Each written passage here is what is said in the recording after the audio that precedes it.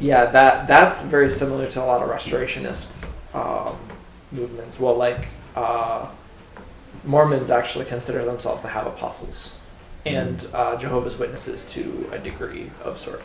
So it's very similar to those types of movements, or the Holiness Pentecostal movement. Yeah, I was supposed to the Pentecostals have one too. Yeah. Yeah.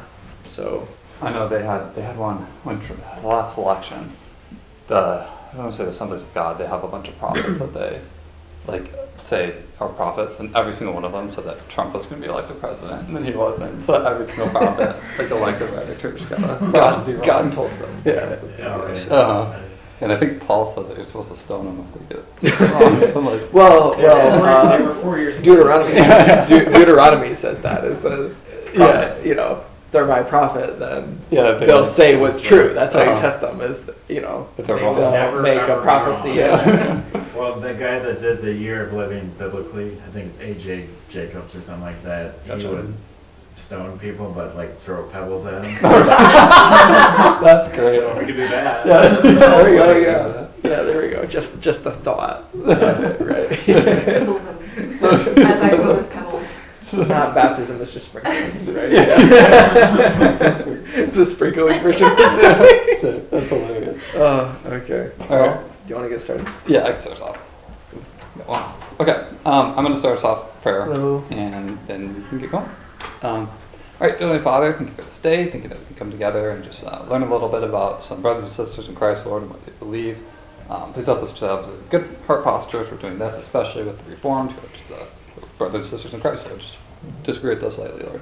And please help our conversation to be uplifting, and do something right. Amen. Amen. All right, so we're going to talk about CRC. I know we kind of asked you guys what you guys were interested in, and this one that came up. Yeah. And like I was kind of saying in my prayer, they're actually a pretty solid church. We disagree with them on quite a few of the nitpicky things. I think you guys all here know that, but they all the main, they're Trinitarian. They're pretty conservative, even from that perspective. They're a solid church. So, we can get into some of the differences here. Do you have anything? Sure. Yeah. I was gonna say it is easy for us, kind of like Catholicism, to just bash on them because of the way some of their views can be taken. Mm-hmm. But they really are Christians. We should try to be united with them, and we can have healthy theological debate with Calvinists. But so we've been going over our survey of Protestantism. We've covered a bunch of different stuff, but this is kind of an interesting tree that I found of sorts, where you can see where different denominations came from. This one is, I like this one more than a lot of other ones because it seems to be a little more vague on where exactly different denominations came from, which is pretty true because, for example, Baptists come from everywhere. Right. And so you do kind of get to see that, and also some of the other ones would be like, it was one holy Catholic church at the bottom and all that sort of stuff. It's no, it wasn't the Catholic Church. It was a church, but it wasn't the Catholic Church. So, actually, I like that. Roman Catholic coming out.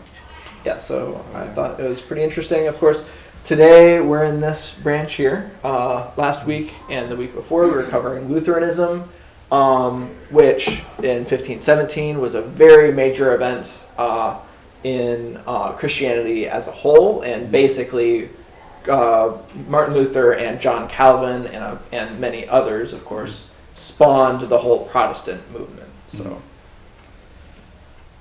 all right. So I'm gonna do a background, just an overview of the class. I'm gonna do a background of what Reformed theology is, which is actually different than Calvinism. So that's an important distinction. We'll get into that.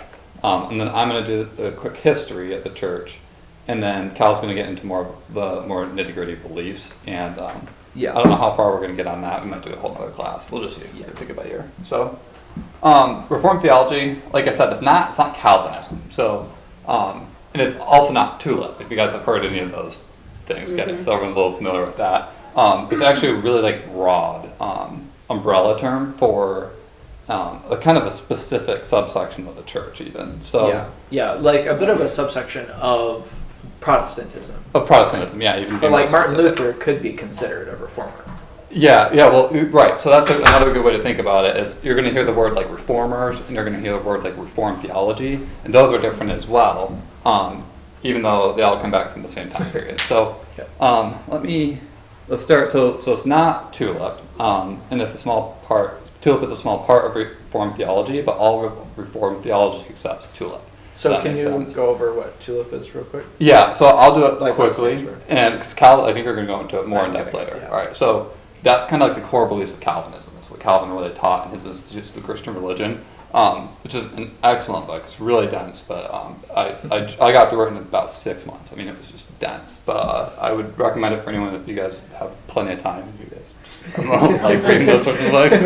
But the tulip term is it's actually not laid out in this Christian religion. It was kind of developed later on, and you can even see like the tulip seems to be a pretty Dutch thing. So I imagine the Dutch were the ones that came up with it. You know? Probably, yeah. So the T is total depravity. U is unconditional election. I'm doing this off the top of my head. L is Limited atonement. Limited atonement. I is irresistible grace, and P is preservations of the saints. So Cal will get into those more later. But again, that's a small subsection of Reformed theology. They all accept tulip, but tulip is not all of Reformed theology. I heard this example of a pastor that said this, and I kind of like it. So they said, like, imagine you go up to someone and you're like, ask him if they're into golf, and he's like, yeah, I'm super into golf, I'm really good at it, I just love golf. And then you say, oh, where's your favorite course? And he's like, it's like a pop-up course down the street. You know, like you're not really into golf, you just like one subsection of golf. And that's how we should think about Reformed theology. I love that example because I have some real disagreements with things under the Reformed umbrella, but the tulip itself, I don't agree with, but I have less grievances with the tulip than I do some of the other beliefs under Reformed theology. So that's, I think, a good way to say it too. Sure, yeah, because how they arrive at tulip usually comes from their other systems. For sure, yeah, and even the pastor I was listening to, which like our church is really accusatory of the Reformed because we say that they view the whole Bible through like this like Calvinistic lens, and it affects their theology just because they have this background that comes from it. And the funny thing is they admit the same thing. So they're like, yeah, it is a lens, but you should read the Bible through that lens. So for us, the critique comes to the lens itself rather than necessarily the nitty-gritty theology. The conclusions. The conclusions. Mm-hmm. So for Reformed theology, we're kind of broadening out from tulip here. They have the 3 C's of Reformed theology. There's Calvinism, confessionalism, covenantalism. Some big words there. But those are the core tenets. Calvinism is tulip, which Cal's going to discuss. Confessionism are statements on what they believe. And we actually wouldn't disagree with any of these. So these are like the Westminster Confession. It's like so the CRC in North America in particular has 3 different confessions. Oh, really? 2, well, actually, yeah, and I'm trying to think. Yeah, anyway, I'll go over that later. Okay, go. Because I know when I was looking at it too, there's different like Reformed groups, not specifically the CRC. Oh, that's right. They have three different creeds and 3 different confessions. Okay. We would agree with all 3 of the creeds and 2 of the confessions, but not the 3rd. Okay, there you go. So, and I'm sure that Cal said he'll get into that later. And then covenantalism. This is the part that we would very much disagree with in our church. It's a kind of like a lens that you view the Bible through, and it's very simplistic, and I don't like anywhere in theology when we get too simplistic. So maybe like the gospel, even though the gospel is kind of complicated in itself. So the message of the gospel is simple, but how it's achieved is not. right, yeah, and how it plays out in your life is not too. Exactly. So what they say is there's 2 covenants. There's the covenants of work and the covenant of grace, and they say that the Old Testament you're going to see much of the covenant of works, and the New Testament you're going to see the covenant of grace. And just like a quick snippet for me to say like why our church disagree with that is even when you read like Romans, when Paul talks about like Abraham being justified by faith because he says that he was saved before he was circumcised, which is the work to show that he was saved, automatically it just kind of shows that like it's more complicated than that. They would admit that as well. So I just think it's quite a simplistic reading of it, but they would disagree with me. So, and then they say the distinction between law and gospel is just a big deal. All right, so that's the main differences our church disagree with the Reformed theology. But when it comes to soteriology, which is like the how you're saved, besides the determinism versus free will debate, which I'm sure everyone is familiar with, we would agree very much with Reformed theology. Yeah. So like Pastor John's entire sermon today could have been taught in a Reformed church, especially the CRC, and they would have been like all for it. You know, it's like you're saved, you're justified, you can't get that taken from you. But the sanctification, the process of becoming like Christ, is a partnership between us and Christ. And that takes work from us to do, and we're constantly trying to get better. The next question, of course, is how do you do that? And the Reformed say it's through what they call the sacraments. The Baptists would call it ordinances, and I haven't heard our church use either of those terms. So I don't know what we'd say.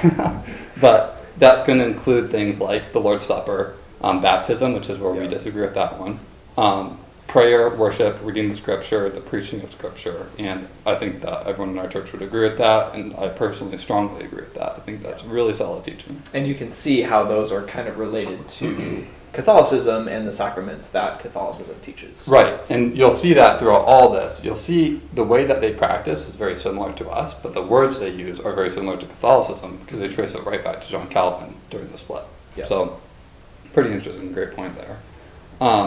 They say that these ways, that what I just listed, the prayer, the baptism and stuff, are the most common ways that God communicates to us, but it's not necessarily the primary way that he communicates to us. So they would say, they would be very critical, and they actually are if you read the Reformed theologians' books of like the charismatic movement, like the Pentecostals are very critical.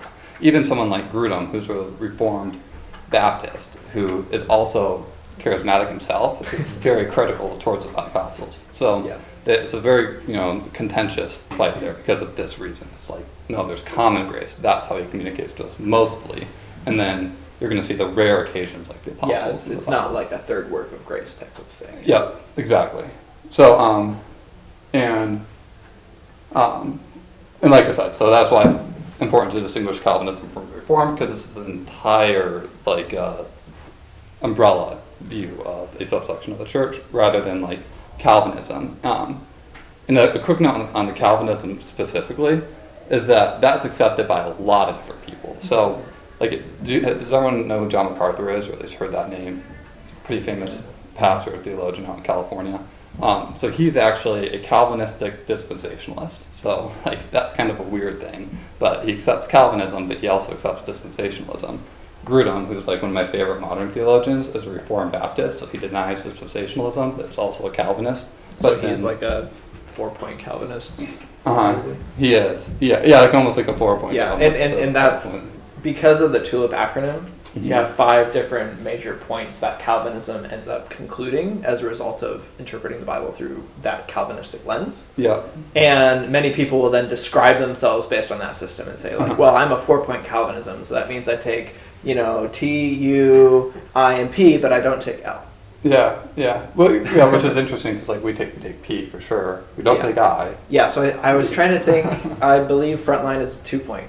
2-point TULIP, right? Well, yeah. So we take total depravity and perseverance of the saints, but not U, L, or I. You're right. Yeah, which I'm sure you'll get into more, don't you? So still your thunder there. But yeah. So as you see, it's really complicated. You can pick and choose. Personally, I think the Reformed view of justification and sanctification is like really, really, really important, and they were the first ones to really bring that out. So we have a lot to owe to them in that tradition. In our church, if you read our core values, it aligns pretty much perfectly with those sorts of things. So, pretty solid church. All right, history. So this is where I want to spend the majority of my time here, and just that Cal can get into the beliefs later. So. Well, I guess first, does anyone have any questions about kind of the Reformed umbrella versus Calvinism? Just a quick comment that helped me kind of sort things out. This is from R.C. Sproul. I know if I love R.C. Sproul. Big Reformed guy. Yeah. He said that not all Calvinists are Reformed, but all Reformed are Calvinists. Yep. Yeah. So kind of like what you said, you can be a Calvinist dispensationalist or Calvinist whatever, but you're not Reformed. But if you are Reformed, then you are a Calvinist. Yeah, great. Yeah, very well said. Said better than I did. So, but kind of like all rednecks drive a truck, but everyone with a truck's not a redneck. redneck. Same idea. Yeah. There's some Southern theology for you. Say Kentucky. Yeah. So, I mean, I don't think anyone's going to be surprised to say that the CRC in particular traces themselves right back to John Calvin. So, they go right to the Reformation as where their church started. The tradition itself actually started under Zwingli, which is, no one really talks about him as much, but he's the one that really got into the determinism and really started the Reformed theology. And then Calvin is the one that kind of took over and really exploded that with the institutes of the Christian religion. So this is kind of interesting too, I thought. When Calvin first started, he was really up in like the Netherlands, Dutch area, but they were called the Presbyterians in Scotland, and they were called the Reformed in the continental Europe. So that's kind of where those two words came from. So as you can imagine, both of those traditions, the Reformed and the Presbyterian, are Calvinistic Reformed traditions. And nowadays, I believe, well, like in Europe, it would just probably be called Reformed. But if you go to a Presbyterian church here, the main difference is in how they practice in their liturgy. So they'd be more of a high church focus, Right. kind of like an Anglican church or an Episcopalian church. But if you go to like Christian Reformed, they're a lot more low church. It would appear quite similar to Frontline. Yeah, that's a good point. Let's talk about the low church. Just a real quick point to this. Calvin was like super against like iconography, pictures of Jesus, and just any pictures in general. Yeah. So that's often why the Reformed traditions like the CRC, their buildings are just so like boring. That's actually an interesting debate between like Catholicism and Eastern Orthodox. All the Orthodox traditions have iconography of Jesus. Yep.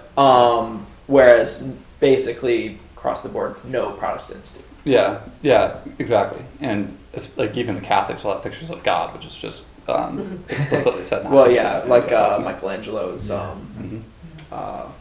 Where's that one? Well, it's in Rome. Yeah. Sistine Chapel. Chapel. There we go. Yeah. Yeah, exactly. Yeah, which is crazy, and that's like full out said you're not supposed to do that.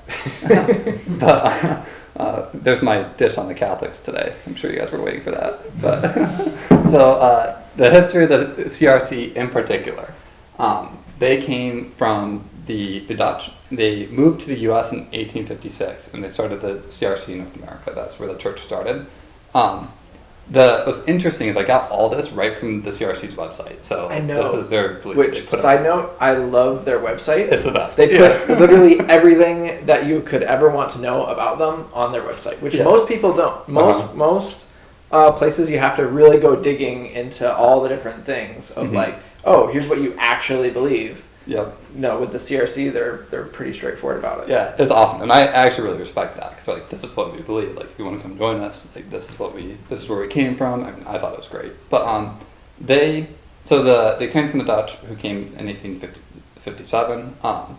They say that the big reason why they actually left the Netherlands was the Reformed Church in the Netherlands around this time established itself as a state church. They just connected themselves to the government like officially, and the CRC claims this is right when the Reform movement in Europe just died. Like, this was a huge deal, and it led to theological liberalism immediately. Like, this is like their official claim on their website. I thought it was really interesting. Which makes sense with the Reformed tradition once again, because Martin Luther and John Calvin was kind of an politicization of the church. Yep. And to then just make an official state church again really goes against a lot of those values. Right, exactly. Yeah. They kind of lost their core values pretty much immediately, like you're saying. So, and then even further than that, so of course people disagreed with it. They wanted to go with what Calvin taught. And then the state church, the Reformed Church, started persecuting them and really going after them and threatening their lives even. So they were kind of forced to leave. And they said that this also allowed for Enlightenment ideas to slip in, which caused theological liberalism. So at the same time, the Reformed Church in the Netherlands was facing the same thing that the Lutherans and the Methodists were facing, which we talked about, all in the same years, which is crazy. But the splinter groups under a man named Albertus van Ralt, which sounds very Dutch, so it must be true. They left the Netherlands to start the CRC. I think they called it Dutch Calvinism at first, but they went and moved to America. Can anyone guess where they landed? They started the church. What? Pennsylvania? Nope. Close. Michigan. There was one. We're in Michigan. Grand Rapids. Grand Rapids. Holland, Michigan. We're Holland. Holland, Michigan. Yeah. So there was a group under a different guy. I can't remember his name, but they settled in Pennsylvania, and they had like this direct trade route. They very much influenced each other. But the CRC in particular is actually only like a West Michigan church. So that's like where they started. Now they're all That's over the definitely world. where they So, started. yeah. Now they're all over the world, but they did start there. When they were in Europe, because Europe is so, tiny over there, was it in any other countries? Did they take it to any other countries, or is just in the Netherlands? So the Reformed tradition was definitely in other countries, France in particular as Yeah. well. Lutheranism was predominant in Germany and some of the other Norse countries, like I believe Sweden. But the Reformed tradition that was following Calvinism across France, across the Netherlands as well. Mm-hmm. Yeah. Yeah, they were everywhere. Calvin himself was actually exiled to the Netherlands when he was being persecuted by the Catholic Church. So that's why it was so big in the Netherlands. Yeah. But There's a lot of battles Uh-huh. in particular between the Catholic Church and the Reformers and other Protestant groups. Mhm. And so what we're describing here is how the Christian Reformed Church in North America got started. Right, exactly. And specifically the CRC denomination started in Holland, Michigan. Right. Yeah. So that's what And we're I, saying. growing up in Alabama, and I was fully aware of the Baptist influence, the Pentecostal influence, the Catholic influence, so Presbyterian. but Yeah. Presbyterian, all that's really strong. Never heard of Christian Reform. Right. Never Yeah. heard of Reform. One church within Mobile is probably just a little bit smaller in Grand Rapids.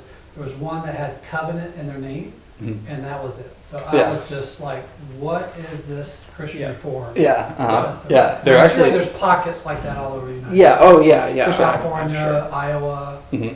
I'm sure. Yeah. Washington. But this. I don't know if it's the biggest one, but it might be. I mean, it's pretty big here. I mean, Yeah, it's really It's big. really big. Yeah. Yeah. Okay, so I want to get through this a little bit quicker just so we can get to the beliefs of it. But basically, this guy named Abraham Kuyper, he came into the Holland and kind of saw this church going. And I'm sure you guys know of Kuyper College. He was a great theologian, Abraham Kuyper. But what he noticed is that the beliefs were really strong within this community. They held to the Reformed beliefs, but they were completely ostracizing everyone from the world, like outside, and they had their little pocket there, which sounds very similar to the Reformed today. But they much worse. So they would not allow anyone in. They spoke only Dutch, and they had all their festivals and stuff they do today, which I think is cool now, and they allow other people to participate, but they did not want to do with anyone. So Kuyper came in and said, no, that's not the role of the church. You guys have great theology, but you need to learn the culture around you. You need to try to start influencing the government, the schools. We need to get Christianity into the culture, which is great theology. And I think that's interesting because he was so successful with that idea. He's the one that brought that to the Reformed. And I mean, you guys see like Hope College, you can see Kuyper College, you can see Calvin University. These all came from the CRC. There's different branches that went out eventually, but they did an excellent job of this, especially within West Michigan. It's part of the reason why we have such great public schools here and the culture is still Christian is because of this idea. So we have a lot to owe to Kuyper. I think it's awesome. But this started to fall apart around the First Great War. Really, the young men within that generation started to want to become American more than Dutch, and they became increasingly patriotic when they came home from the war. And this started, even though that, we can argue about whether that's good or bad, but it did directly start to lead to becoming more secularized. And the CRC's website is so fascinating because they're really proud of this history that they have, but they say that's the point when they started to have a lot of contention in the church. They had the split with the PR, the Protestant Reformed, which is going to be like more of this Calvin University tradition. And then they said in the 60s, I think this is just fascinating. They say that their church began to die in the 60s because there was dissension over whether women should be leaders in the church, should be able to speak in the church. They said the ultimate conclusion was we're going to leave that up to the church. And basically once they made that, or the individual church, not the denomination, as soon as they made that decision, 40,000 members left. And ever since then, it's just been slowly dwindling. So kind of interesting that they are willing to point that out within their website. Like, this is one of our problems, and we haven't found a solution to it yet because they still want to be open to the idea. But that's where they, on their website, and that's it. That's the history of the church. So. Yeah, and it's really interesting because that leads into how they choose to structure their organization. Mhm. So there is a big overarching organization called the CRC-NA, or Christian Reformed Church in North America, but it's built bottom up. So the way they describe it on their website is that a church delegates authority to their class or their classes, which then delegates authority to the entire synod.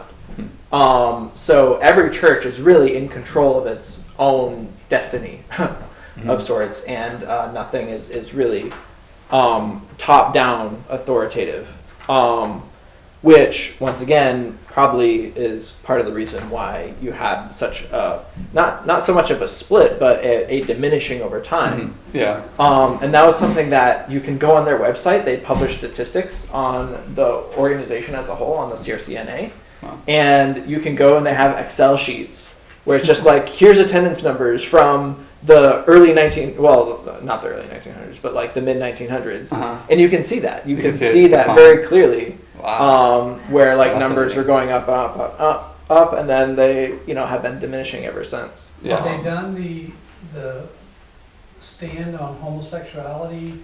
Did they do it the same way as with the women? No, Yeah. actually, they recently had a statement about that, where they said no, homosexuality is still a sin, and if you want to disagree with that as a church, you need to leave. Yeah. So the CRC is much more conservative Yeah. than some of their splinter groups that you'll see. They're they're a solid church. I think they're a solid church, even though I disagree with them theologically. But Yeah. So how they practice is quite low church. You can see in the photo there. Looks very similar to a sort of church session that we would have Sunday service. Anytime there's drums, it's low church. Or really any instrument besides like an organ. yeah, they got a piano there. They're really going at it there. They're nationwide, and they have a few churches in Canada, but most of their churches, the highest concentration of their churches is in West Michigan. I was looking, they have a whole bunch of different classes, and they have like a class for Los Angeles, and they have a class for like in Arizona, but then they have like a class for like East Grand Rapids and West Grand Rapids and North Grand Rapids and Holland and Kalamazoo and Muskegon. So definitely the highest density of churches in West Michigan. They have around 1,000 churches, 49 different classes or regions. Currently about 190,000 members. About 32,000 of those weekly attendees, which is different from members, so the attendees would be slightly higher than members, are in West Michigan.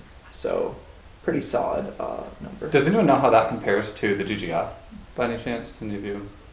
No, I would say we're less than 10% of that. Yeah. Oh, okay, so we're a lot. Yeah. Yeah. And so as far as an organization goes, quite large organization, but still very tiny compared to like some of the large Methodist organizations or Lutheran organizations. Yeah. Who are all dwindling as well. Yeah, who are all dwindling as well. Yeah. Well, see, that's the thing. If they're growing in places like Africa, Asia, Right. which is not. I mean, like the CRC, I don't believe has a very strong missions focus. I don't think so. Or if missions are happening, it's not. They're not. Churches are not coming to be members of the CRC-NA. They would become members of a different CRC synod. So for the numbers dwindling in a lot of these churches, is it people not going to church or going to different denominations? Good question. Probably bits of both, I would say. In one thing in the stats that I noticed in particular is right around 2021, their numbers, their membership numbers dropped significantly, With like by COVID. 30,000, Oh, because of all the people who stopped going to church because of COVID and then were removed from membership because of that. So. Fascinating. Not the habit of going to church. Yeah, definitely. I think a large portion of it is cultural, and my gut instinct is that more people are just choosing to not go to church rather than go to a different church. That's what I feel, and the only church that I know of right now that is growing, I know like the Catholics, Eastern Orthodox, they're certainly declining. It's hard to know about non-denoms like us because we don't keep great numbers like these guys Yeah. do.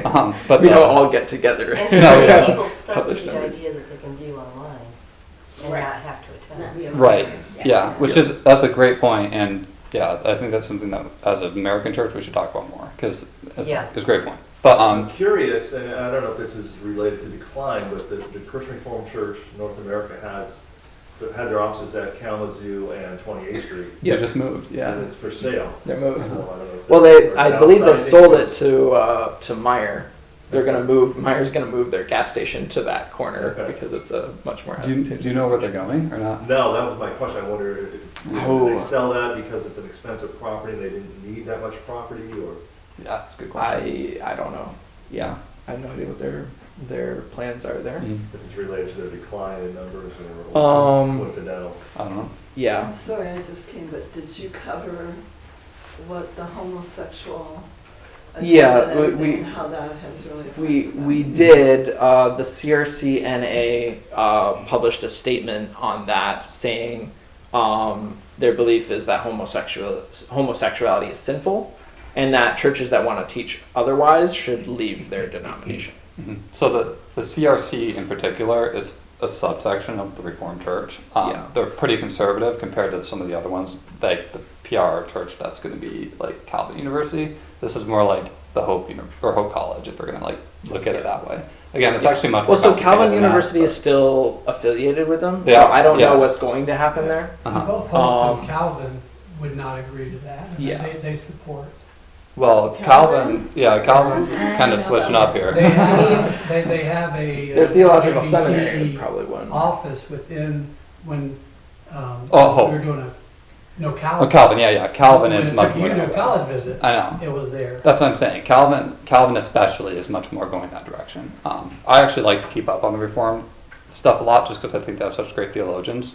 But there's a lot of talk about Calvin University right now, much less so Hope.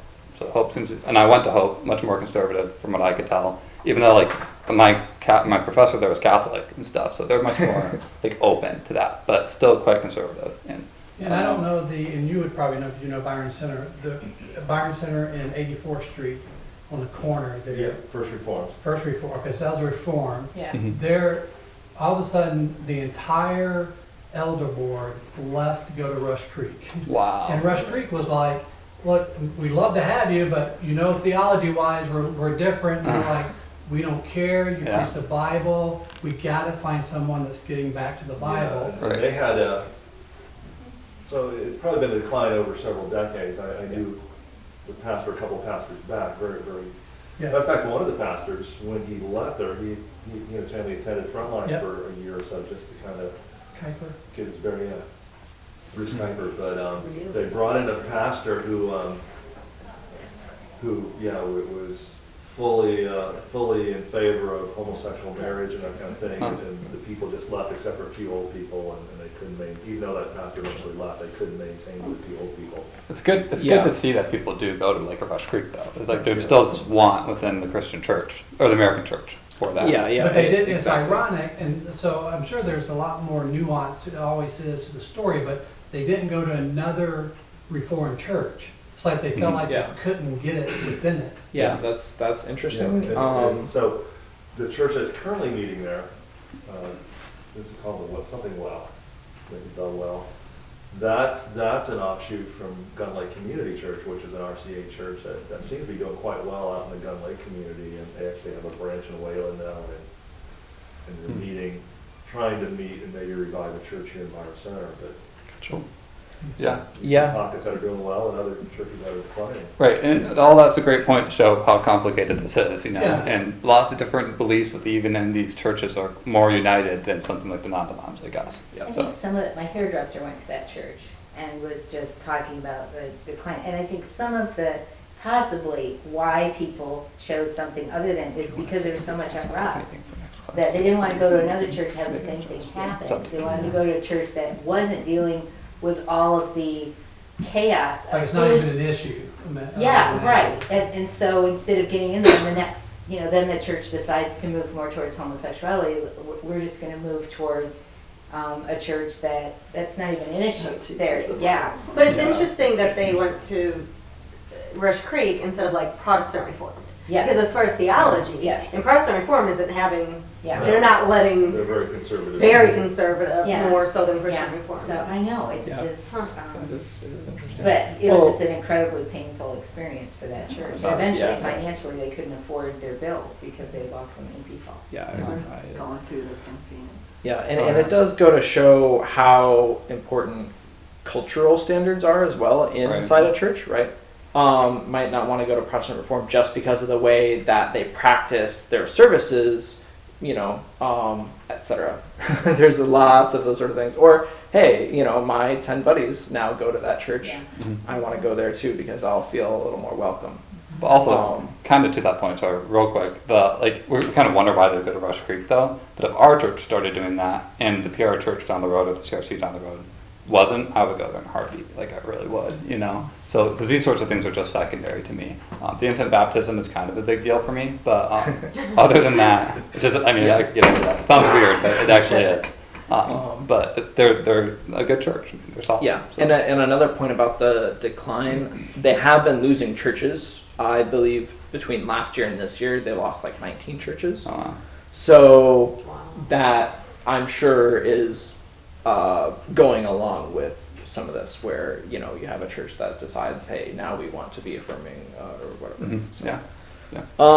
and yeah, this will be just a really quick overview. I think next week we'll get more into this. So this is Can more. I just ask a question? This homosexuality thing is just so destructive on so many levels. So are the churches who are embracing the homosexuality, are they growing? Whether this denomination or not, are they It's kind of a growing? good question. I'm almost certain that they're not. Yeah. And the reason for that is because, once again, if you start undermining what the Bible says, and Exactly. it's just a place for people to hang out. Right. Exactly. And- Becomes a social club. Yeah, So it you becomes a would- social You club. would think that in the future, churches would look at the data and say, this is a destructive choice to make, and stick with So biblical. Yeah, I well, would so- agree, but this has been going on since about the 1890s. Yeah, so it's like- I think people are looking at the data, but they're making a choice that instead of trying to stand with the truth, they're trying to keep what they can. Well, or It's cultural, they've become Exactly. convinced that it's morally the right thing to do to Yeah. embrace it. Because it's That's true. inclusion. Inclusion is their love, like, Yes. that's their truth. Yes. If you Yep. include, and then Christianity taking a stand on it is mean-spirited evil. Right. And so there is Yeah. a generation, and people are growing up with Yes. that I know. inclusion is true love. Right. And, Yeah. and so, just to go back to your question, it's primarily mainline denominations that have embraced this, and they're all in decline. Right. There's not a Good point. mainline denomination, they're all hemorrhaging, really. Mhm. Except for the one that I know is the Pentecostals are actually doing quite well. Pentecostals, right. Mhm. Yeah, but that's not America. Well, that's that elsewhere. could be for many different Could be reasons. many different reasons. Right. Yep. Yeah, so we'll go over some of the CRC beliefs, the Christian Reformed Church beliefs. They're Calvinistic, so pretty much everything Calvin espoused, they go along with, and that is where you get the bulk of their theological beliefs. They affirm 3 different creeds and confessions, so they affirm the Apostles', Nicene, and Athanasian creeds. Those are all actually quite basic. They pretty much just state who God is, who the 3 persons in the Trinity are, and kind of how they relate to each other, and that's about it. So then you get into the confessions. They have I believe it's the Belgic Confession, Heidelberg Catechism, and Canons of Dort.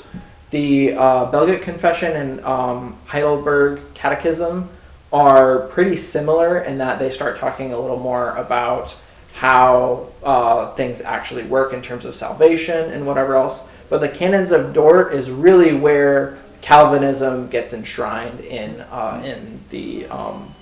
Reformed theology, but specifically in the CRC. And so from that, you get TULIP. They are non-exclusive, so once again, they don't believe that they are the restored Church of Jesus Christ on earth. They believe that there is a universal spiritual Church of Jesus Christ, and that they are a part of that.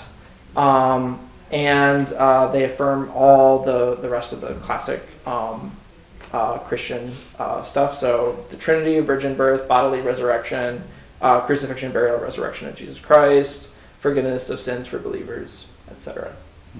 And then infant baptism is another interesting one where they follow after the Catholic Church and Lutheran, I believe. Yeah, Lutheran. Lutheran as well. But their reasoning for it comes from that covenantal theology. Yeah. Yeah, specifically Calvin, and this is a Christian religion, has multiple chapters on how he thinks baptism is the same as circumcision. It's just like a different type of that. Yeah, and I was reading through one of their sermons, and that was the argument that they espoused for it is like, Abraham and his family circumcised, and so we should baptize our families. Yep. 100%. What about the unconditional election? I mean, the word unconditional feels like intentionally wrong. Yeah, so we'll get into this more next week. Yeah. But specifically addressing your point about unconditional election, they believe that God chooses you without any regard to anything you have or will do. Mm-hmm.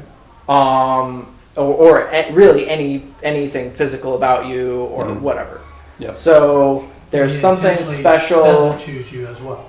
Yeah. Well, Calvin so kind of. Yeah. It's more complicated, and we're gonna have to take a whole class to get to that a little bit. Sure. Yeah. So just real quick about next week. I know the bell rang, but as the conversation about the liberal drift and the CRC seems to be something of interest too. So I'm thinking maybe next week we kind of touch on that in the beginning, but. I think this is really important, especially for the purpose of our class, because it's good to know exactly what these churches believe when we talk to them. There's a lot of CRC in West Michigan. Yep. So we kind of think And why in particular Frontline doesn't believe all of these things. Mm-hmm. Yep, that as well. So thanks for coming today, everyone. That was a great discussion too. Thank you. Mm-hmm.